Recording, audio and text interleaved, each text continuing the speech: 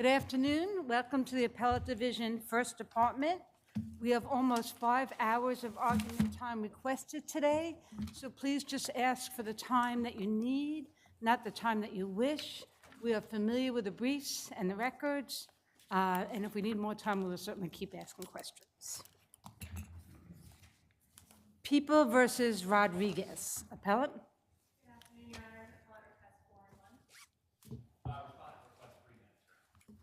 4, 1, and 3. Verdi versus Dinowitz. Appellate cross respondent 13 and 3. Cross appellant and respondent, 13 and 3. 7 and 1 and 7 and 1. Dominic versus Amina is submitted. Ragu versus Port Authority. Respondent 4, please. 5, 2, and 4. Lebedev versus Blavatnik, appellant. Your Honor, 7 and 2, please. Respondent? I'll give you 7, 1, and 7. Schwartz versus 170 West, and Justice Singh is disqualified in that case. Anybody here? Okay, that is submitted. Joseph versus Sewell is submitted.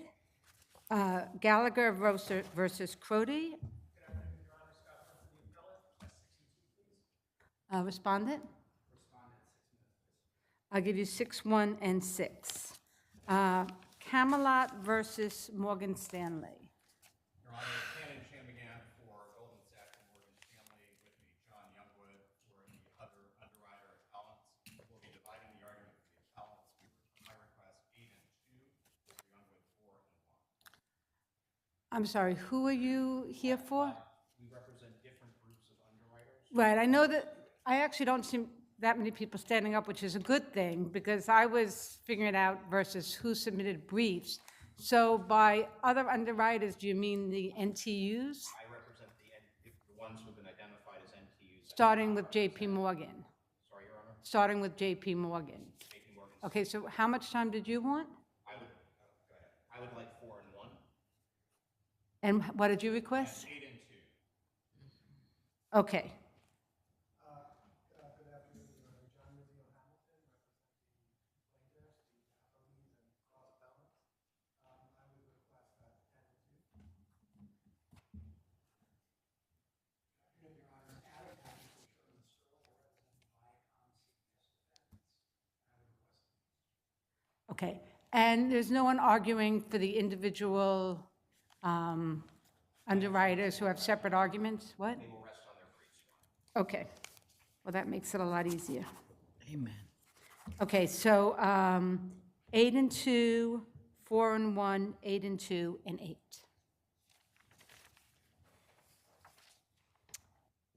People versus Collins, appellant. That is submitted. Brown versus Turner,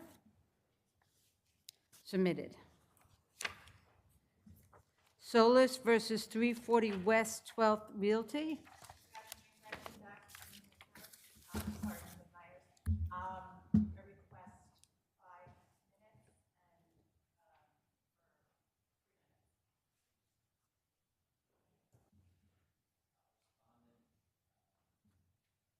5 minutes Wait, who are you here for?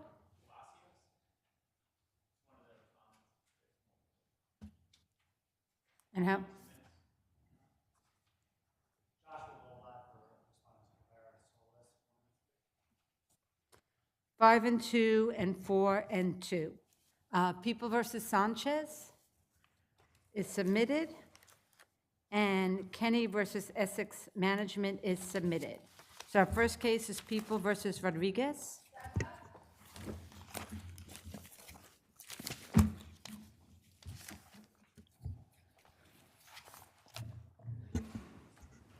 Good afternoon, Your Honors, and may it please the Court, Rebecca Martin for Appellant Gerson Rodriguez. Your Honors, Mr. Rodriguez should not have been assessed points under Factor 1, forcible compulsion, or Factor 14, release without non-specialized supervision, and thus he should have been assessed only 65 points, making him a level 1. As forcible compulsion is really a dispositive issue, taking him from a 2 Could you slow down a little bit? Sorry, yes. As the forcible compulsion is really a dispositive issue, taking him from the 2 to the 1 on those 10 points Counsel, alone. can there be a forcible compulsion without some sort of separate act of force? We do not believe so. We think that People v. Mack makes that pretty clear. Now, there are some situations where, if you're looking at a rape, maybe the weight of someone's body pinning someone down might amount to forcible compulsion. But in a situation like this one, Here, the Supreme Court held it was the thrust of the pelvis.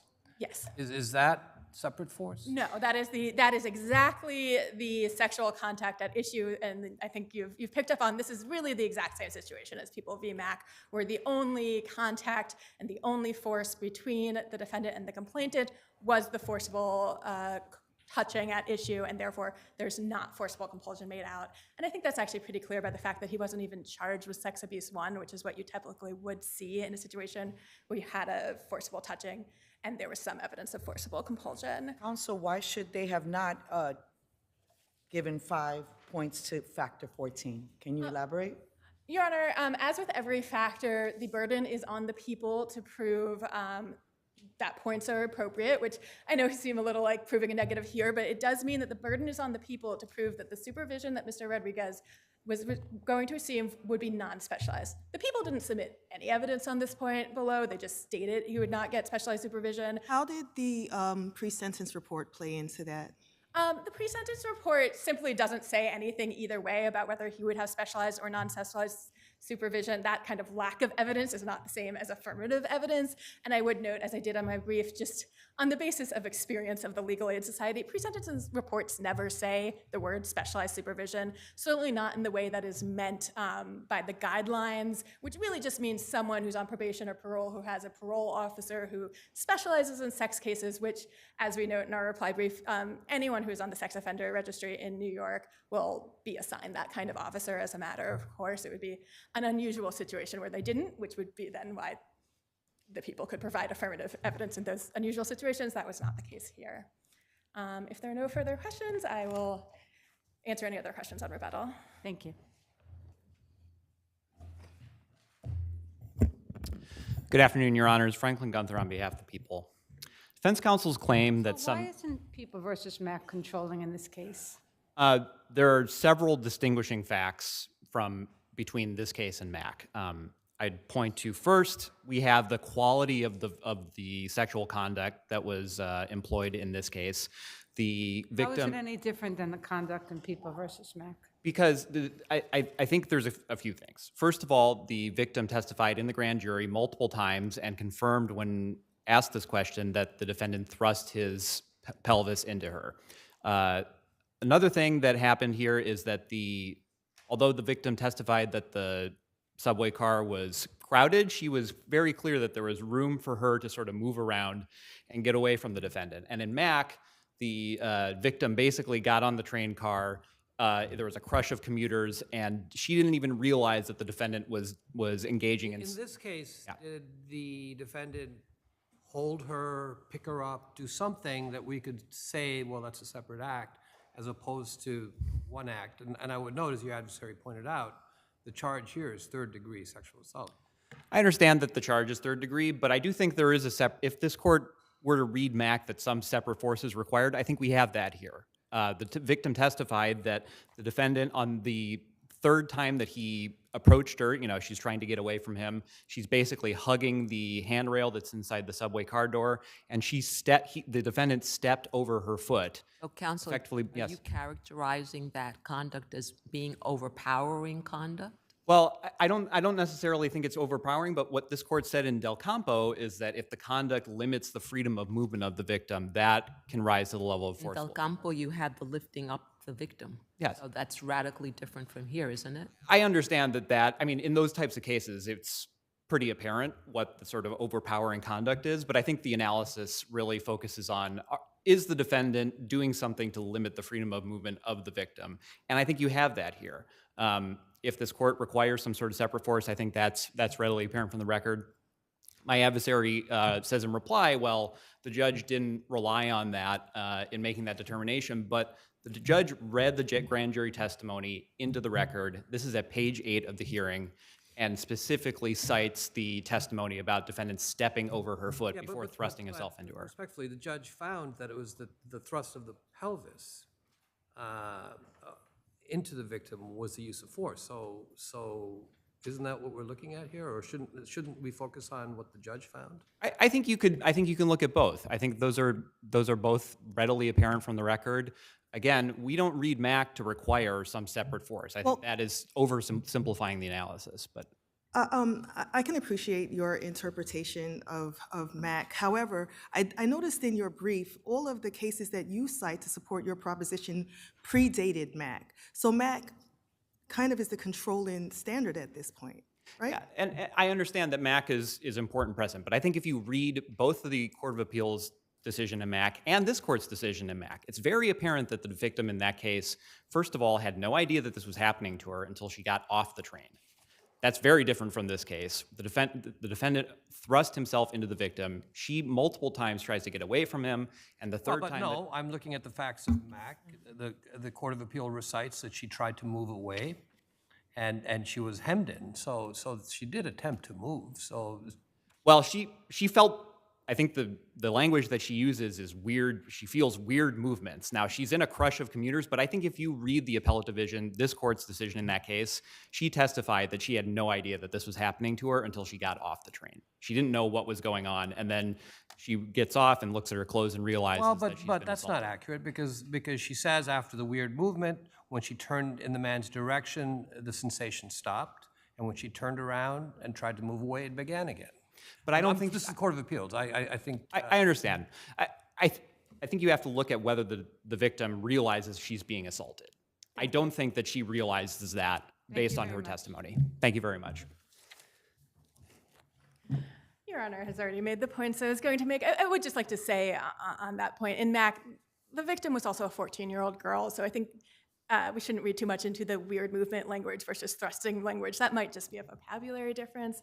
And I would also note this court's decision in People v. Hosier, which is another subway touching case where the complainant definitely was aware that she was being sexually assaulted. I quoted in my reply brief, and this court found is a very similar situation. She was definitely aware that was not enough to make out forcible compulsion by physical force. I think Mack is clear, and this court has already been clear on its reading of Mack. And as to the stepping over point, I think even if we were to take the people's reading of Del Campo, there's not clear and convincing evidence that that movement hemmed the complainant in so much that she wouldn't be able to move away. What she did was then glare at Mr. Rodriguez, who then immediately walked away. So we just don't have facts about whether or not she was able to move away in that situation. As such, forcible compulsion was not made out by clear and convincing evidence. Thank you very much. Thank you. Verdi versus Dinowitz.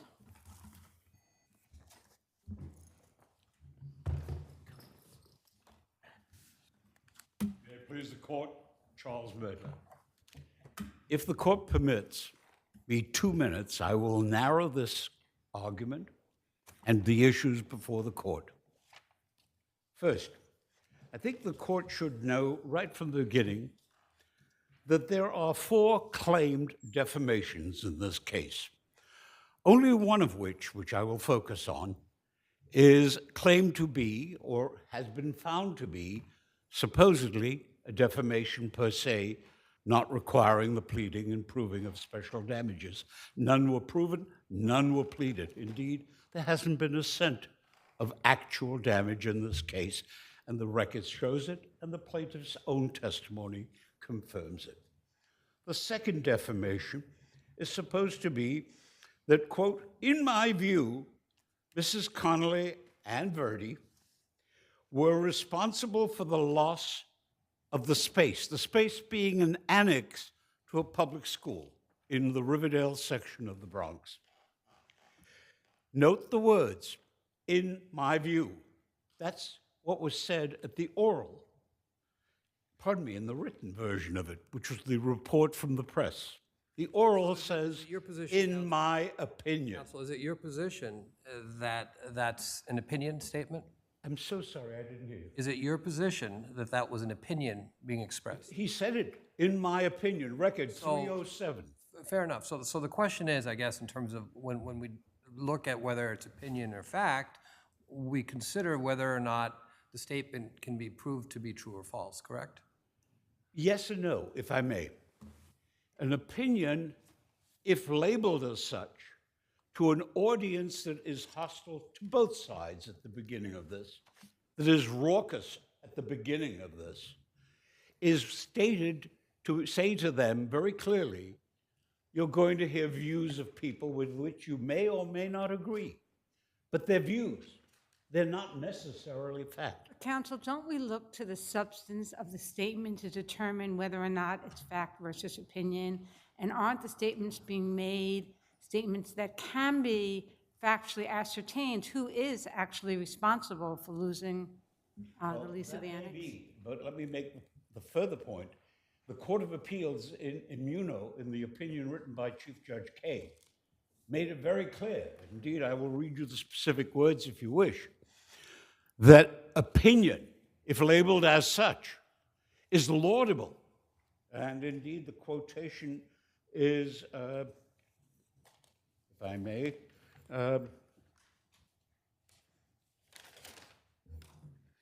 I will find it later I on. don't know if that's really answering my question, though, is don't you look to the words that are being expressed to determine whether or not they're opinion versus factual? Yes, you do, but if So on the why other are these not factual statements as opposed to opinions? In this case, what was said and what was written labeled it specifically opinion. Now, you can say... So if you took away the words "in my opinion," what basis would there be for your argument, that it's an opinion versus factual? Because in the oral version of it, he said partially responsible. In the written version in the press, it said totally responsible. So you have a clash between the written and the oral, and there is no, no transcript of any kind, nature, or description. Counsel, does it? Now, I'm Counsel- not trying to duck You your have Counsel- if someone asks a question, you have to answer it. So if one of the judges asks a question, please try to answer it. It's over here. My first part of my question is, does it matter the person who is stating this fact or opinion, and the fact that we're dealing with an assembly member, that lends more credence to the statement that would make it more fact? And then the second part of that question would be, because the person who made this opinion as an assembly member in terms of their position and why they were at this meeting and why they're being interviewed, does that lend itself to any sort of immunity? And you can just maybe touch on The those. answer, if I may, to the first part, it should not make a difference. The answer to the second part is there is a question here in terms of immunity, in terms of absolute immunity or absolute privilege or qualified privilege. This court has previously ruled, and I'm bound by that in this court, that the issue of absolute privilege isn't before it. That has been preserved for purposes of the Court of Appeals and at the request of Speaker Hastie, who has filed with this court on this issue, saying that it is one that he would like to have the court resolve for the benefit of the entire legislature. So I hope I've answered your question. Fair enough. The third defamation alleged is, quote, they sat on their hands and let disaster happen. If you will look at pages 703 and 704 of the record, last lines on page 703, first lines on 704, you will have the testimony of the then member of the New York City Council representing this community saying, because neither Mr. Verdi nor the principal appeared in any way to be interested in the outcome, he, the city council member, did not intervene on behalf of the community. That's quite a statement. If the city council member will not do it, and not do it because of what they have said and done, that tells you where the damage lies, if I may. And the last point is they enrolled virtually any student. That is a reference to an extrinsic fact. Why? Because nobody in that audience is going to know who enrolls people, how they're enrolled, and where they're enrolled. And as a result of that fact, they have to plead special damages. Let me go quickly to the first point, which is the key. The first point is the claim of incompetence and dereliction of duty. 16 witnesses were deposed. Not one of them affirmed that that statement was made. Not even the plaintiff. Not even Miss Connolly. The plaintiff, when he was asked to testify, did not say that the ground of the defamation was the word incompetent or derelict in any manner, way, shape, or form. And the principal, Miss Connolly, went beyond that. She said the charge was we weren't active enough. And they did sit on their hands. And they did do nothing. And the council members' absence from the scene proved it beyond a question of a doubt. But that's still not the only reason. Not only is it not something that a single witness has testified to, and that is supposedly the law of the case. So we've now transferred something that doesn't exist into the law of the case. More important, that is exactly barred in the absence of special damages, because in order to understand what incompetent means in this context and what dereliction of duty means in this context, you must refer to extrinsic evidence. This court has repeatedly held it is the words that count, Dillon being the most recent example. And this court has repeatedly held that if you refer to an extrinsic fact, you can only do so by referring to special damages. And none were alleged and none were proven. And lastly, Judge Singh was, of course, on the panel that held just 4 months ago that the law of the case clearly does not apply under these circumstances. Thank you. You have time on thank the rebuttal. court. I think I have some things to say. May it please the court, opposing counsel, I am Ezra Glazer on behalf of the cross-respondent appellant. I think one of the outrageous things that I just heard is that there's a written statement and oral statements at the October 21, 2015 meeting, and the statement that he's talking about, that's the written statement, happens months and months later, and the words "in my view" appear in the middle of the statement and doesn't make it less of a lie.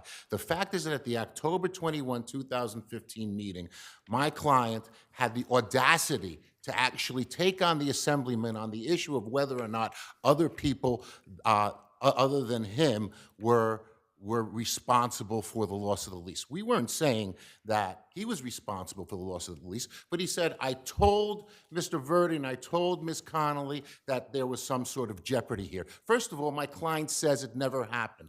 That itself is another untruthful fact that defendant Dinowitz keeps saying. It never happened. He was never notified, except Mr. Dinowitz said within minutes at a cocktail party, he notified Mr. Verdi and Ms. Connolly. Ms. Connolly says he notified me, but it was like a drive-by at a cocktail party. So we're supposed to take from that they should have done something, anything about the lease, except we've learned from school regulations, and yes, from numerous depositions, we take it from 10 different places, that there's nothing that an assistant principal can do about lease negotiations. The whole concept is itself a completely made-up concept that Counsel, if there's a qualifier in one of the statements, in my opinion, though not specifically those words, is that something we should take into consideration to decide whether or not it's opinion or fact, or if it raises an issue of fact for a jury to decide? No, Your Honor. Whether it's opinion or fact. No, Your Honor, he's doubling down on the same lies. And you know, whether it's Milkovich or Ullman, we have to take this from the objective standpoint of how the statement is intended. And the way the it Counsel, reads... if I can jump in very briefly. A lot has been made of the statement in the Court of Appeals decision, Thomas H. versus Paul B., where the court said, generally, only statements of fact can be defamatory because statements of pure opinion cannot be proven. But the court went on to say, in parsing out the three elements, that need to be considered whether a statement of fact is actionable or whether it can be deemed a protected statement of opinion, the court went on to say that whether either the full context of the communication which the statement appears or the broader social context appears or the broader social context and surrounding circumstances are such as to signal readers or listeners that what is being read or heard is likely to be opinion, not fact. So how would you factor that into your arguments? The readers and listeners were intended to hear that Mr. Verdi and Ms. Connolly were totally responsible for the loss of the lease when they have no involvement in lease negotiations. We've learned that in 10 different places. We've learned that from Laura Fayhu, who says that the principal and assistant principal has no role in lease negotiations. We've learned that from Justin Brannon. We've also learned that protesting the loss of the lease would cause the principal to be disciplined. I just want you to understand, Your Honor, the utterly cynical viewpoint. He can't be involved in leases, but he should have rallied the whole community. He should have gotten on his horse, and he should have ridden, and he should have said, the British are coming. Your Honor, there's nothing that a principal does or an assistant principal does in the context of lease negotiations. That's for the school construction authority. That's for the facilities team. Counsel, we're familiar with the record on that point. Counsel, so a school shouldn't have a relationship with the politician where the school is located? School does have relationships. They have all kinds of relationships. But the bottom line is that, for one thing, there's a chain of command in each school. And by the way, there's a chain of command in lease negotiations. And where Mr. Dinowitz says he should rally the community or he should have told the superintendent has no role in lease negotiations. It's utterly cynical to say he should have. He has no role in lease negotiations, but he should have done something else. Like what? You can't Like reached out to his assemblyman and say, Assemblyman, we're about to lose this lease. What, if anything, can you do? That's a good question for the state assemblyman, who had the telephone number of the mayor in his pocket, who had the telephone number of all kinds of school personnel in his pocket. Where But Michael you didn't Koenig, answer our question. She's saying, couldn't the principal and the vice principal have gone to the assembly member and say, hey, we need you to do something about this. We have a crisis brewing at the they school. could have asked the assembly member. The assembly member had emails from Mr. Merdler's own son, from Jeffrey Merdler, the co-op president board of the Riverdale Whitehall Association, saying the lease is in trouble. We're actually writing a negotiating lease right now with a party that's outbid us. That was months before Mr. Dinowitz even claimed that Mr. Verdi knew anything about the lease. Mr. Verdi claims that he knew about the loss of the lease 1 week before this meeting. Okay, I'm going to interrupt you for a second because one of the things you're, of course, appealing about is the issue of malice and whether or not it should be determined in this motion or is a factual issue to be determined at trial. What is your argument why that should not go to be factually determined at a later point? There are 10 or 11 different places where we learn that Mr. Verdi has no part in lease negotiations and no part in the whole overcrowding issues. Doesn't our case law suggest that the issue of actual malice is something that goes to a jury? Though, like, do you have something that says, no, that's absolutely not the case? I think that this is to the determination of the court, to the sound discretion of the court. But there are, in terms of I'm going to say 11 places where Mr. Dinowitz knows that this is not correct, that the process that he's claiming is not correct, is, for one thing, Jeffrey Merdler's email saying that we've drafted a negotiating lease to another party. There's Marvin Shelton of the Community Education Council at page 44 of the transcript, who states that a school principal has nothing to do with actually entering people into the system and doesn't actually. It isn't responsible for school overcrowding. Florence Burns states so. Thank you. Thank you. You'll have a minute in rebuttal. Your Honor, I have 4 points answering the question. Mr. Glazer has obliged me by making the case for the single dispositive issue over and above law of the case. Extrinsic fact. You heard him say there are lease regulations written in various laws and the like. Do you think any member of the public sitting in there knows that there's a lease regulation? You have to say that. That's a missing fact on every single claim that's set forth here.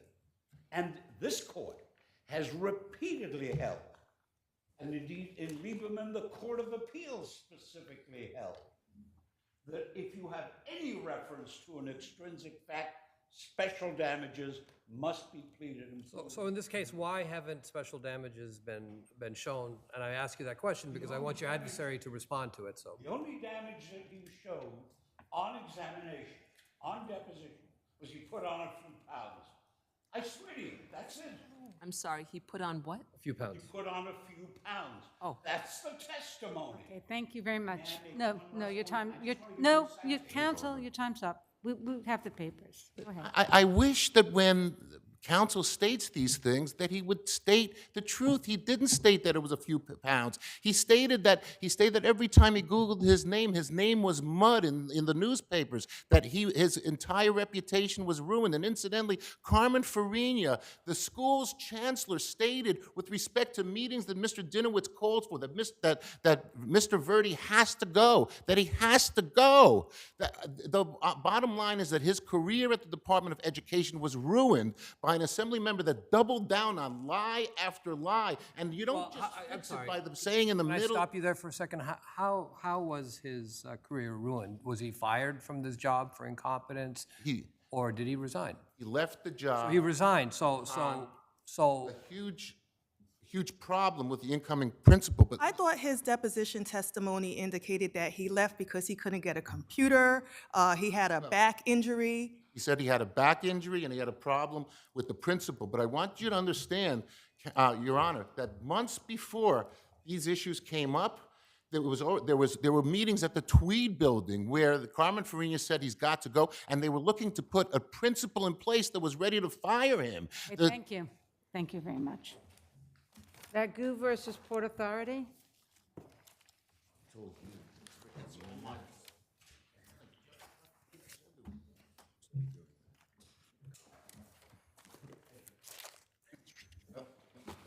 I apologize, Your He dropped his paper. He dropped everything. I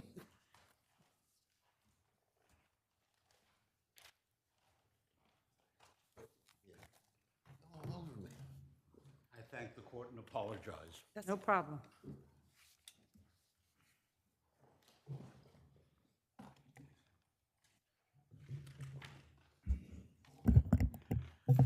Good afternoon, Your Honors. Brian Isaac, I represent the plaintiff appellant. Before I start my argument, I just want to bring to the court's attention a recent case that I think has some bearing on this. I did share it with my adversary, and if I could just give you the name. It's Devlin, D-E-V-L-I-N, against AECOM. It's A-E-C-O-M, all in caps. Your case number is 2022-04526, and the Lexus number, I use Lexus, is 2024. New York Aptiv Lexus 760, decided February 8, 2024. Your Honors, this is a rare labor law case where it's not really expansive. It's a very, very, very defined issue. And as I see the issue is, was summary judgment properly denied because of a generic rule at the site that people were supposed to work only in given areas? To my way of thinking, the answer here is no. My client wasn't frolicking. He wasn't going on a joyride. What about the line of cases, which there are a number of them, which say there's a factual issue about whether or not workers were supposed to use that passageway, that summary judgment is inappropriate. And one of the cases even had a case like this, where there were no cones, no barriers, and the court said because there is some conflicting testimony, that issue should go to a jury. Those cases absolutely say that. The problem is that this area was not off limits to everyone. It was, according to the defense testimony, off limits to my client. And let me give you the pages, because it's not just me who said it. Mr. Mellett himself said it. Mr. Mellett said, this is on 2043, that this passageway was for, quote, workers that were involved in the Chase Bank job, close quote, who would, quote, have to walk or traverse the passageway every single day. That's a 2043. Mr. Reyes of Westfield, on 2412 to 2415, said this area could be used by people for deliveries. Mr. Greco of the Port Authority, 1355 to 1368, said the same thing. And Mr. Incandela, who was from Unity, actually said that his people used it every day. I do not dispute the cases which say if you're told don't go to an area because it's dangerous, because we don't want anyone there, because there's asbestos, and you go, you have a I problem. don't think the cases are just that it's dangerous. It's that if you're told this is not a passageway you should be using, and then you use it, it's not for your work. And that's part of the standard under the industrial code. You only have protection for a passageway if the passageway is for the work that you need to do. Right, but this is a situation where the work that he was doing, he might, even assuming he went beyond what he was supposed to be doing, as I see it, the record is undisputed, Judge Kern, that the reason that he went that way is he saw the truck driver. This is a gigantic job. I know how thoroughly you read the record. You saw what that basement looks like. And the concrete's being pumped in from the outside isn't coming in fast enough. He has to talk to the person, so he goes to see him. He actually goes to see him. The security guard does his job and says, no, you can't come here, so he goes back. So then, counsel, is it your position that in the context of why he was on this ramp really doesn't matter, or maybe matters more than the fact that even if he was told not to use this ramp, the context in which he was doing related to his work? That's a great argument, and that is my argument, and let me tell you why. First of all, better argument than I can make. If you look at it, it's not only statutorily. Look at page 15 to 16 of our reply brief, where we cite two decisions from this court and mostly the Second Department, saying that even if you go outside of your sphere of work, you don't lose labor law protection because you're doing your employer's job. But even more importantly, look at 2.5 and 2.7 of the labor law. They're definition sections which define who gets the protection. He was employed at a site. He was permitted or suffered to work. The employer is someone who employs him. And let me give you one hypothetical. I will not go over. That goes back to my other question, though. If it's a passageway protection, it has to be a passageway that you use for your work, that's intended to be used for your work. It has to be a passageway that you can use, not necessarily that Right, you're so authorized to use. why is there not a factual question based on Millet's testimony that he wasn't supposed to use that passageway? Because I think that under your Placo decision, a generic instruction not to be in a certain area, granted it's 240 subdivision 1 case, goes to comparative negligence. And That's the point. It's not a passageway case, which is sort of a different factual standard. I know there's a legion of cases under other standards of the labor law where that's irrelevant, and I've been involved in those cases where we say it doesn't matter. But this ties into the whole idea of a passageway, and there seems to be some very specific case law having to do with whether or not you as the worker are authorized to be in that passageway to get that protection. I don't want to go over my time without asking You you can go permission. over to answer the question. Okay. The hypothetical I would give you, Judge Kern, to consider is this. If I'm in room 1 and I'm told as a worker, don't leave room 1 no matter what. Room 2 has other workers who are working somewhere else. And some worker has a heart attack, and I pass into room 2. Do I lose my labor law protection as a matter of law? Everything is context. And in this context, because this area was not off limits, and because he was doing it to do his job, to try to prevent a catastrophic problem with the concrete, I don't think he loses the labor law protection as a matter of law. Thank you. Thanks. Oh, my God. Yeah, sorry. You okay? You okay? I thought the chair was where it was. Happening today. So excited. I don't know what's happening. As long as you're okay. You know, Do we need to notify the insurance companies or anything like that? Yeah, I'll see myself. I didn't touch him. You all saw. Maybe you should take a picture of the chair. oh. You didn't do anything. Good Don't afternoon, Your drop Honors. anything and don't fall down. May it please the Court, Your Honors. Matthew Corcoran from Nicoletti Spinner, Ryan Galino Pinter for the defendant respondents. I'd like to begin by Oh, maybe you're going to answer my question. addressing the argument you gave my adversary. Yes, Your Honor, I will. It was a question. It was a question. The discussion that he was still going through this area to do his work is contingent on the fact that there was also somebody else who was not supposed to be in this area, which is evidenced by plaintiff's own testimony that he observed the security officer telling him, no, you cannot be here, you have to go around use the actual pathway to the work site. The concrete truck driver was trying to come to the work site from the outside when plaintiff saw him. Neither of them were supposed to be there. I know I said this in my brief as a cliche, but two wrongs don't make a right. So let me jump in then. So Mr. Mellett, the foreman from Vericon, Verizon, the construction manager, right? He acknowledged that the plaintiff as the foreman, did I get them mixed up? The plaintiff as the foreman was overseeing the pour of the cement. And Mr. Mellett testified, and he's your witness. Yes. If there were any issues, the plaintiff was expected to figure out what it was that was going wrong and was expected to remedy it. So within that context, how is the plaintiff acting outside his scope of work? Well, I think there's a question of whether he was acting outside of the scope of work or whether he was prohibited from being able to do that. He could have done that by following, as David Mellett also testified, the designated pathway he was supposed to take to and from the work site.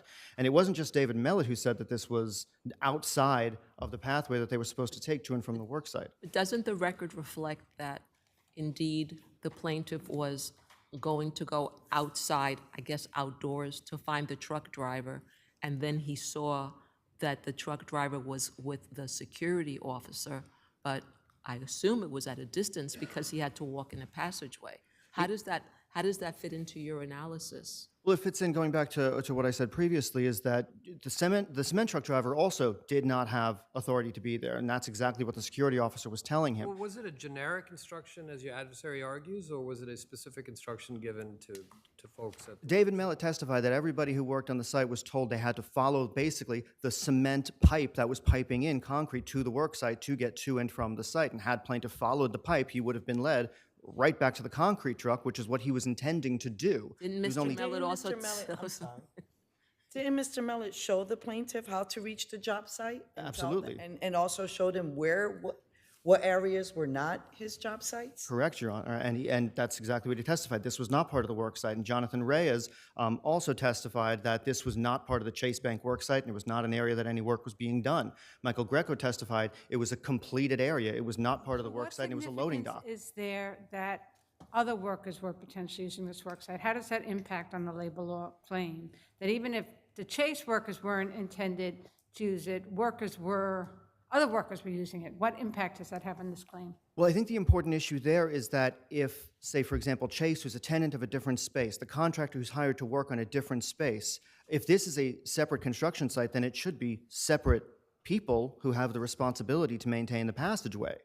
It couldn't be somebody who's supposed to be working at a different site or contractors hired to work in a different space. If there is construction work going on, as is alleged, then it would be those contractors. And the evidence is clear. No contractors in this case were doing work in that area. Mr. Mellett testified that the plaintiff was not specifically told to be in the area in which he tripped, am I right? That is, yes, correct. But he was also explicitly told what path he was supposed to take and told not to deviate from it. So I think that's why there's a question of fact and why it should go to a jury, frankly, Your Honor. Thank you. Thank you. Thank you, Your Honors. I'll try not to fall down this time if I can avoid it. If you take a look at the photos, 632, 634, these are the dispositive photos, and 1737, those pipes are my client's pipes. Those were put in by my client. Now, again, I'm not disputing what my adversary says generically about not having authority to work in an area. What I'm suggesting is that when you look at the labor law, just like when you look at anything else dealing with the law, logic is what is important. If he wasn't dealing with a job emergency, maybe my adversary's claim has some merit, but he was. It's not something where he's going to make a decision and say to himself, wow, I was told not to go here. He's got an immediate problem. There's no question that he is the concrete supervisor. He's responsible for that giant floor. The concrete isn't coming out fast enough, and he has to go find this truck driver, and he sees him in an area that's not off limits, that's not barricaded. What would you do? What would I do? If I was a concrete supervisor, I'd go and try to tell him, make sure the concrete's coming out faster. To say you lose labor law protection in that scenario, I don't think actually supports the law. One of the cases that they cite is the McHugh case. Judge Kern, we had that in the lower court and here. I lost it. That was a case where there was an express prohibition on somebody graphing a tree. That's not what we have here. So the way Right, the but the case, fact that there may have been a reason for him to use that passageway under this particular circumstance, does that mean that it was a passageway that he was supposed to use for his work? It's Which a is sort of a different question. I'm sorry, it's a passageway that is not off limits. The regulation, 23.1.7E1. Then that again goes to Mellett's testimony, is that it was off limits, and the case that says it doesn't matter if there's no barrier, if it's off limits or there's a factual issue, then it goes to the jury. But I think Mellett's testimony was that essentially you're supposed to work only in the area that you're doing the work. No, It he doesn't- said a little bit more than that. He He said it did, was but- off limits. But he didn't, I don't think he said that if you have an emergency situation and you see someone, you can't go to deal with that emergency. That's what you're depending on, the emergency situation. Thank you. Thanks so much.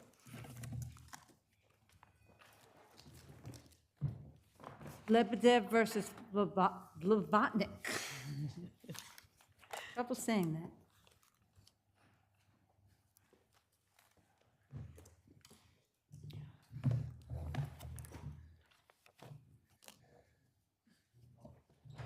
May it please the court. Michael Miller from Steptoe on behalf of the appellant and plaintiff, Leonid Lebedev. We are here today for the third time on an appeal from the trial court's decision granting the defendant's motion for summary judgment. There are three fundamental reasons why the summary judgment decision should be overturned. Number one, the agreement is ambiguous on its face. For that reason alone, this case should go to the jury to determine. Which part of the, I assume you're referring to the 2003 acquisition agreement? Yes, Your Honor. So what part of that agreement are you saying is as ambiguous on its face? Well, so let me start with what's not ambiguous. What's not ambiguous is that Coral sold a promissory note to Rochester for $600 million. Counsel, let's start from a more basic place, which is, Absolutely. it refers to an underlying transaction. What possible underlying transaction could there be other than the 1997 agreement? What other possibility exists? And if there's no other possibility, how is it ambiguous? Look, that's a great question. But to get there, you have to go outside the four corners of the agreement, right? Because there's no help within the four corners. Mr. Lebedev's not mentioned there. The 2001 investment agreement that we're suing under is not mentioned there. His 15% stake in the oil business is not mentioned anywhere in the 2003 agreement. So the only way to think about underlying transactions is to go outside the record. When you go outside the record, and I think it's pages 909 and 910 in the record, what you will see is that that very language, that very definition was added to the agreement for one reason. The agreement had been set up to be a payment vehicle for the $600 million, and there was a concern expressed that a $600 million payment for a $200 million promissory note might be viewed as a suspicious transaction. The underlying transaction definition was added simply to address that problem, What else and could not it to refer, change the what rights is of the it parties. referring to then? What is your argument, if it's not referring to the 1997, what are you arguing it could otherwise be referring to? Well, I mean, I think what the record shows when you get outside the agreement is that there was an oral agreement entered into between Mr. Lebedev, Blavatnik, and Vexelberg in early 2003. Mr. Lebedev, as part of that oral agreement, agreed to give up his income rights in the oil business that the three of them had an ownership interest in. Yet the 2003 agreement specifically says that what's the stipulated acquisition price in consideration for the promissory notes is and any and all rights, claims, business interests, and other entitlements. Doesn't that include both income and equity? Well, again, we start with the fundamental premise, which is that Mr. Lebedev's name appears nowhere in the agreement, neither does the 2001 investment agreement. And the language that you're talking about, if it's in the context of the underlying transaction definition, which I might add is in the recitals, it's not in the definition section of the agreement, it was only added to make the document more palatable to the financial institutions that would be moving $600 That's million. because there was an investigation going on at that time, right? No, I mean, That's why it was going on. So that explains why there was a conversation between Mr. Lebedev and the defendants about the possibility of buying him out. And what you see in the record is that in early 2003, he got two valuations of his total interest in the oil business, and they came in at $1.2 to $1.4 billion. I don't mean to stop you, but I'm not sure if you answered the question about the underlying transaction, or maybe I missed that part. What is the underlying transaction that you're positing? What I'm saying is that the underlying transaction language was added for one reason. If you look But at what the does it draft, refer to? it really is just additional So language. it's not, so in other words, it has no meaning. I'm not saying that. And, but I think what you're suggesting is that we shouldn't consider the language in accepting your argument that there's an ambiguity, correct? Your Honor, if you are looking at the origin and the meaning of underlying transaction, it is abundantly clear that Mr. Lebedev and the defendants agreed that that language would be added to the contract. Counsel, that is the language in the agreement. You have to, we as a court have to try to give language in agreement some meaning.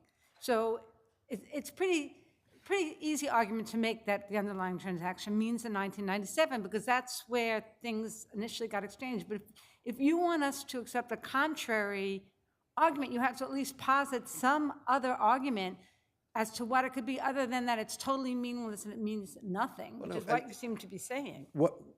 Judge Kern, what the record reflects is there was an oral agreement, there was a decision made to use a specific agreement, the 2003 agreement, as a vehicle for making a payment.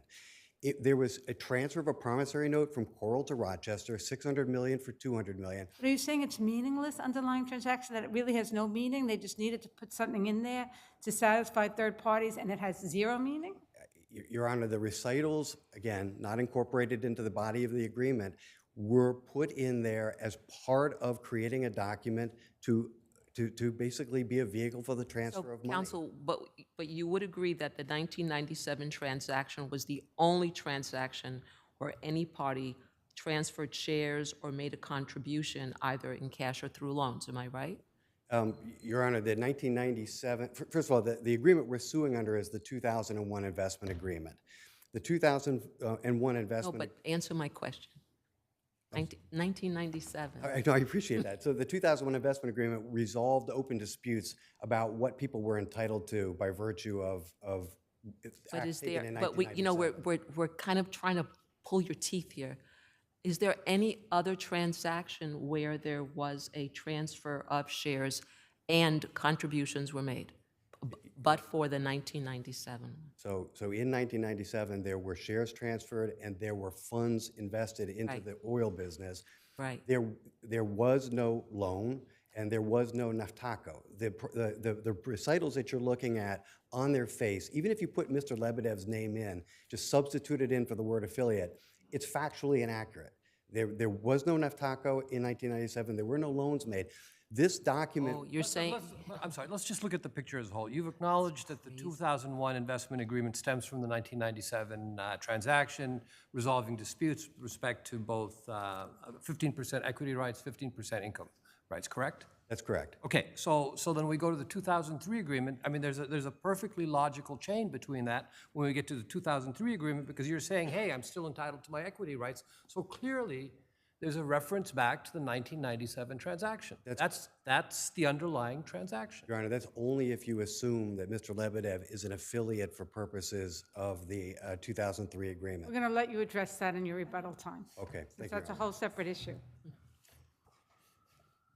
Good afternoon. Stephen Broom from Quinn Emanuel for Blavatnik, and I'll be arguing for the respondents. I'm also joined by my colleague, John Williams from Williams and Connolly, representing... So your adversary essentially says we shouldn't consider the language that I've been referencing about the underlying transaction because there was some other motive for putting this language in. What's your response? I think you've hit the nail on the head there, Judge Singh. I mean, I think the fundamental problem with Mr. Lebedev's argument is that he is asking to use extrinsic evidence not to resolve an ambiguity or even to demonstrate an ambiguity, but to show that this agreement under which he was paid, he admits he was paid $600 million, was nothing more than a sham document, right? And one thing that he can't answer is if this was just supposed to be a payment vehicle for him to get $600 million, why was the release put in, right? I mean, this was clearly an agreement about his rights. He admits it was to resolve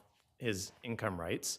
Those income rights, he admits, stem from the promissory note and the investment fact, though, agreement. that there are some clear inconsistencies in the way the 2003 agreement is drafted, like the reference to NAFCA, which didn't even exist in 1997, and certain other things that clearly seem ambiguous about that writing. How can we ignore that and find it's unambiguous? Well, first of all, you can ignore it, Your Honor, because you don't even need to get to that extrinsic evidence. But there actually aren't any ambiguities because the 2003 agreement describes the underlying transactions in the exact same way that the promissory note describes those underlying transactions. And then if you go back even further to the investment agreement, But then you're looking at a lot of different things to come to those leaps. except that the promissory note, Your Honor, is actually, you don't need to go outside the four corners of the acquisition agreement because the promissory note is part of the acquisition agreement. And Lebedev has admitted that that promissory note was made, it was in Coral's name, it was made for his benefit, and it arises out of the investment agreement and out of the 97 So transaction. you're saying if there was an ambiguity before and it was just incorporated in, it doesn't create a separate Actually, ambiguity? I wouldn't say it's an ambiguity. I mean, I think that with respect to the loans, I mean, he disputes that they were loans. That's how the parties treated them. He made $25 million, a $25 million payment under an agreement that called for $133 million. He admits he never paid the balance, and so my clients had his $25 NAFTACO million. definitely did not exist. Pardon me? NAFTACO, is that the right name? NAFTACO That did didn't exist in 1990. did exist, Your Honor. It's But it wasn't part of the 1997 transaction. the NAFTACO did exist in 1997, and it did assume those liabilities. Then there was another NAFTACO entity with a slightly different name that was formed that then acquired those interests. So he's using extrinsic evidence to really nitpick, these terms. But I think the fundamental point is that he can't dispute that the 97 transaction leads to the investment agreement, leads to the promissory note, and then you get to the promissory note is part of the acquisition agreement. That's one of the assets being sold. What about the issue that he kind of touched on towards the end, this word affiliate? How do we interpret that? I'm sorry. The affiliate, is he's saying that he's not necessarily an affiliate of Coral. Yeah, affiliate has to include him, right? I mean, if you look at the recitals, for this agreement to make any sense at all. So if plaintiff is not the affiliate, who is, I guess is my question. Exactly, right? And if you look at the fourth recital in the acquisition agreement, it says Coral accepted the promissory note for itself and its affiliates. And Lebedev admits in his 19A statement, Coral accepted the promissory note for him. So if he's the affiliate in the fourth recital, he has to be the affiliate throughout the agreement, including in the release. And is there evidence in the record that establishes that plaintiff is the beneficial owner of Coral? There absolutely is, Your Honor. And I think and we can get there two ways. If you look at this agreement, right, he's clearly the beneficiary behind Coral for this agreement because he admits he gets the entirety of the $600 million that's paid thereunder. He's clearly the beneficiary of the promissory note that is transacted in the acquisition agreement because he admits that it was made for his benefit.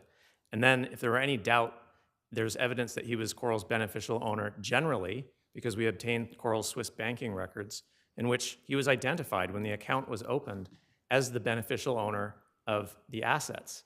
Now, he makes an argument, well, I was the beneficial owner of Coral's assets, but I wasn't the beneficial owner of Coral itself because I didn't actually own Coral. It was, had nominee directors. But that's the essence of beneficial ownership, right? I mean, Coral had the account, so Coral had legal title to the account. Lebedev owned the assets.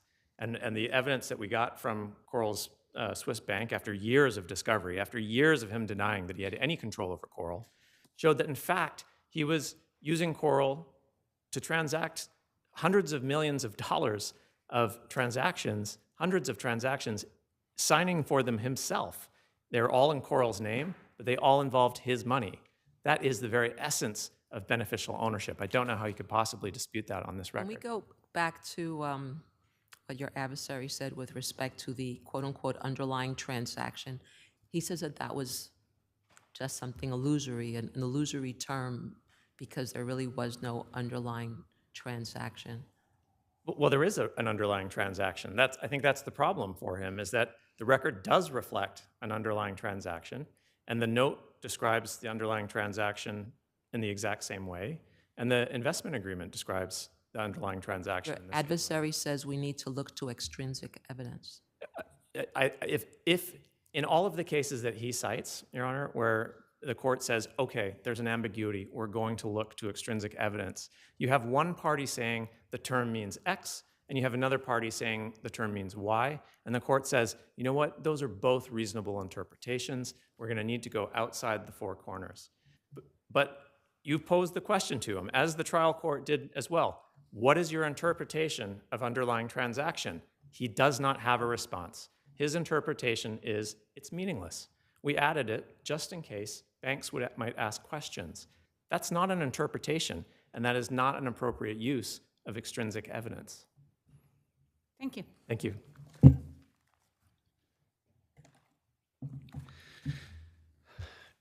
can start with the issue of whether Mr. Lebedev was an affiliate.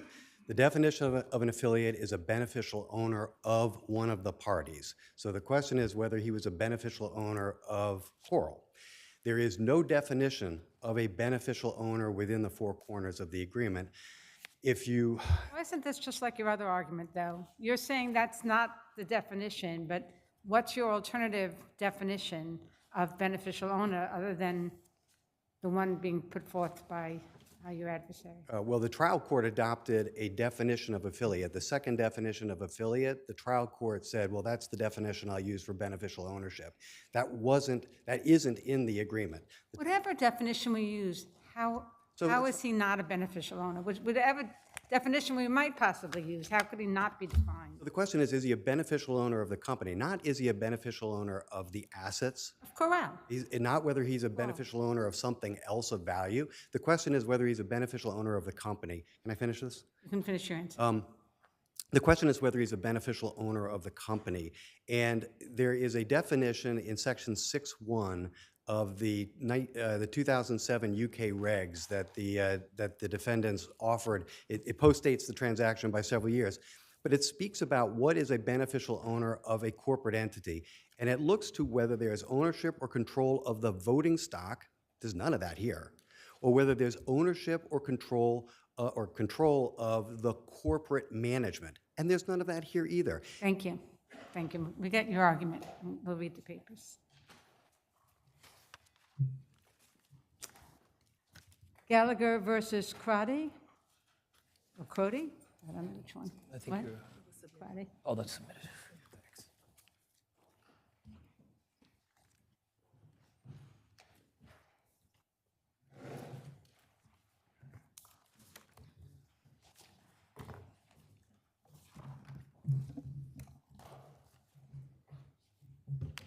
I started your time, so go ahead. Good afternoon, Your Honors. May it please the Court. Scott Horn, counsel representing the appellants in this matter.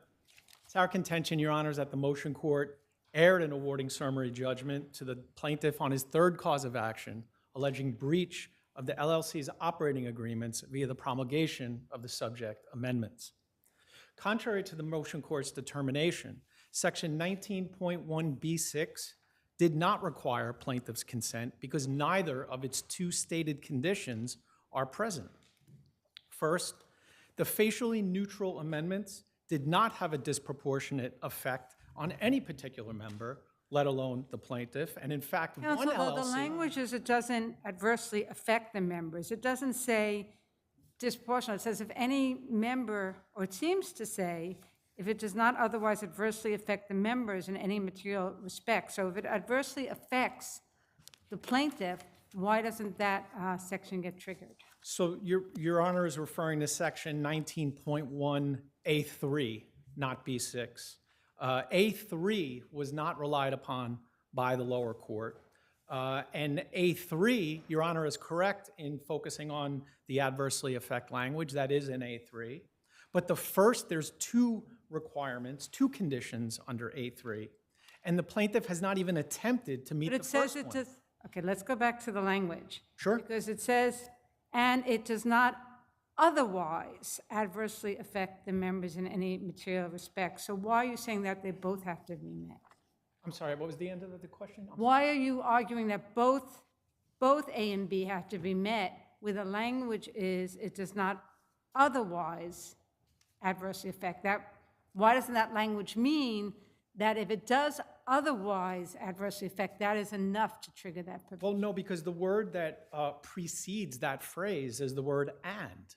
So there are two conditions. One, so long as the change does not increase the financial obligations of the members, and does not otherwise adversely affect. So and indicates that there are two conditions. The condition that Your Honor is referring to does not otherwise adversely affect. I acknowledge it exists. The first condition, so long as the change does not increase the financial obligations of the members, has not even been attempted to be established by the plaintiff. And that was the argument that we made in the lower court, and we respectfully submit that that's, to the lower court's credit, this provision was not relied upon in awarding summary judgment to the plaintiff. There are other ambiguities within that provision, if we're going to reference this provision that wasn't relied upon by the lower court, and that is the term unanimous consent doesn't appear anywhere in that section. There's a patent ambiguity in that regard. So while it says that there's a majority consent, and then there's this exception, so long as, and then the two conditions, it doesn't say what the threshold is if those two conditions So are can we met. go to the easy part, which is amendments? Just what is it, section 19.1 of the operating agreement? Which, That's what we're talking about, Your Honor. yeah, yeah. So isn't there an alteration of the manner of computing the distributions of any member? Okay, so now we're getting into 19.1B6. Okay, so that's the secondary provision. That's the provision that the motion court actually relied upon.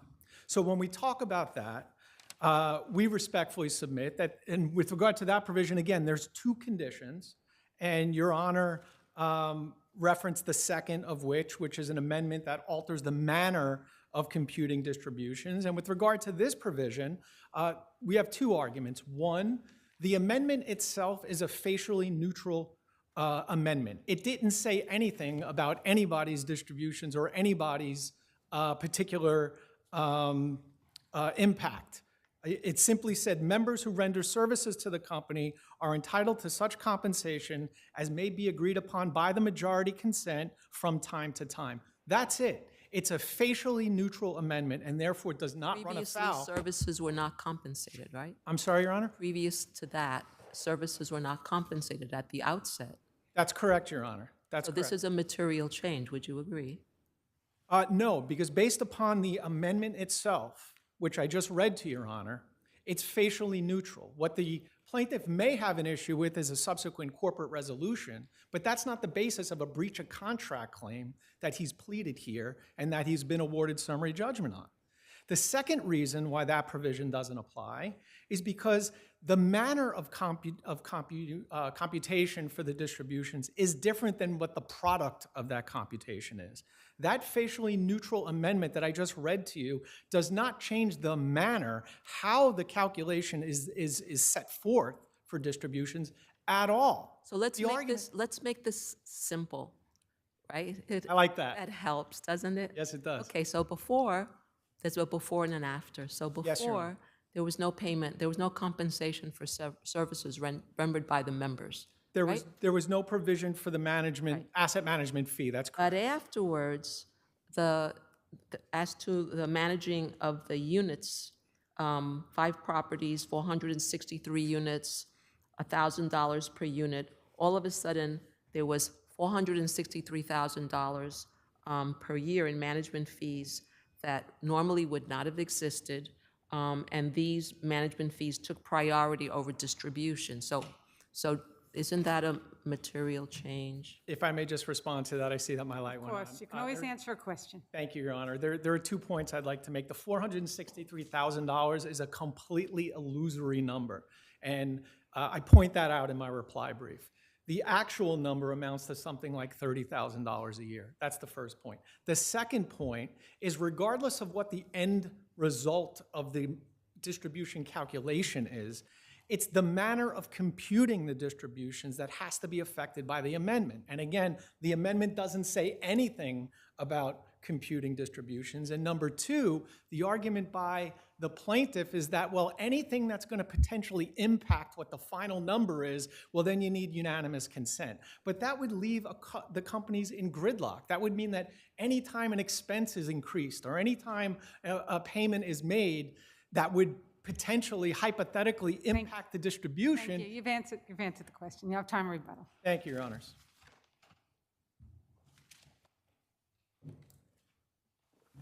Good afternoon. Peter Dawson of Del Bello, Denell, and Weingart, Wise, and Whitaker. We focused, Your Honor, on the otherwise language as well as the reason why. Well, before you get to that, your adversary made a point to say that before the otherwise language came in, and I guess leading us to maybe question whether or not both prongs needed to be met, because it's not an or. Right, but it says and otherwise does not and does not otherwise adversely affect the members. I think the reasonable reading of that is all you need is an adverse effect on the members, because the word otherwise says does not otherwise. So if there's an adverse effect on the members alone, that constitutes, that triggers the requirement for something other than What about the majority argument that it has to be proportional damage to all the members, and if it's just one member, it doesn't satisfy that prong? I mean, that would be the argument that the word members means, is your question related to the fact that they used the plural there? The plural of members? Right, and that was counsel's argument, why that provision wouldn't apply, even assuming that either or was acceptable. His alternative argument was that it means it has to affect all members. I have two responses to that. I think that the plural members there is used collectively there to refer to any of the members, but even if you take their reading, Mr. Fitzgerald testified at the record at 1720 that it affected his distributions too. So that's another member, that's multiple members. So he gave that testimony. So either way, under either reading, it does satisfy the prong. The other point, one of the other points counsel made on his argument was What about the argument, which they didn't really bring up today, but that this was a business decision they made? Absolutely. And why is that not an acceptable argument? I thought that the motion court reasoned that very well. Number one, there was no analysis that went into this $1,000 a door number. Number two, the $463,000 number isn't illusory. It's what they could have paid themselves. What they're saying is, oh, we didn't take what we authorized, so therefore we should be forgiven. That didn't mean that they weren't going to take it down the road if we didn't bring this motion to have this declared void ab initio. It's still out there, and they could have taken that number had they wanted to. So it's not illusory. And what they did was they passed an amendment that allowed themselves to pay themselves that money for that work. And the testimony was, well, or the affidavit, rather, that was put in that they try to rely on that says we could have hired an asset manager to do this work at $100,000 or $125,000. Instead, we passed a resolution that would have allowed us to pay ourselves $463,000. The bottom line is, the point was to punish my client. They said it at their depositions. I can give you the cites. The Johns had it. The respondents here are all named John, and my client's named Kevin. The Johns had it, and that's why these amendments were executed at this point. And Mr. Warren even testified that in enacting these amendments, they considered the fact that it would diminish the distributions that Mr. Gallagher would get, and they enacted them anyway. This was the point, and it comes down to the fact that we'd been in litigation, and this was about punishment at that point. This was a couple of years into the litigation, and they were punishing Gallagher by enacting the amendments. The design was to strip his equity, and that's what they were attempting to do, and that's why we made the motion to have them declared void ab initio. There is an abundance of evidence in this 3,900-page record about demonstrating that this was a joint venture that they had been involved in for years to get to a point where they would bring in an institutional partner. And they found that institutional partner, and then they cut my client out of email exchanges. And my client called them on it. They formed a company, the J Cubed, John 3. They formed a company behind his back, and then they took an opportunity that was his opportunity.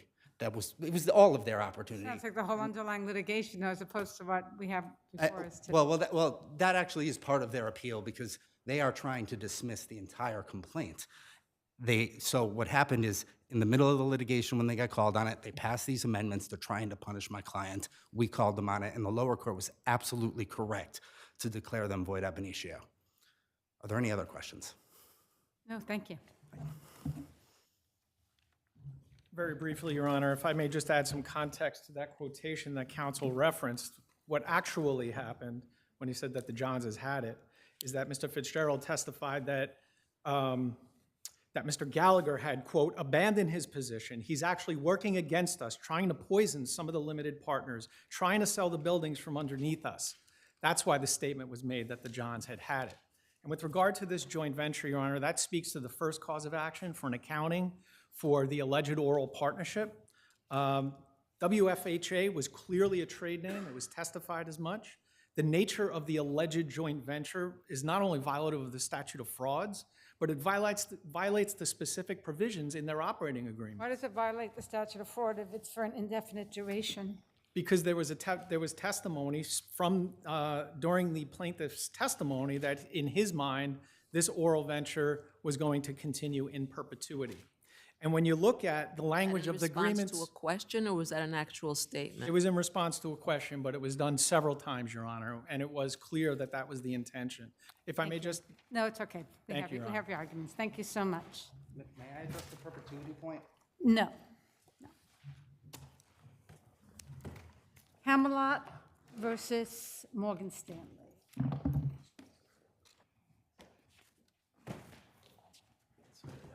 my side?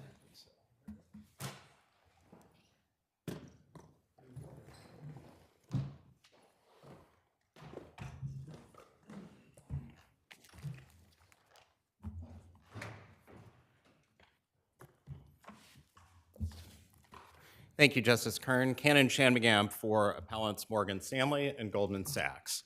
May it please the court, this is one of the most significant securities cases to come before this court in recent years. And if the trial court's decision is allowed to stand, it will upend the operation of the nation's leading financial institutions. In the decision under review, the trial court invented new requirements for underwriters that are nowhere to be found in the securities laws written by Congress and implemented by the SEC. Let me ask you something, because there's two very separate issues here, it seems, between the clients you're representing and the other underwriters, the conflicted defendants and the not conflicted defendants. So, and separate arguments to be made. So are you making arguments for both, or are you making arguments for the conflicted defendants now? Our arguments are joined by the non-trading underwriters But and it's- vice it's- versa. They all involve the conflicted defendants' arguments, just so I understand. Yes, so the arguments I'm making, I'm sure Mr. Youngwood So will. what is so novel about it then?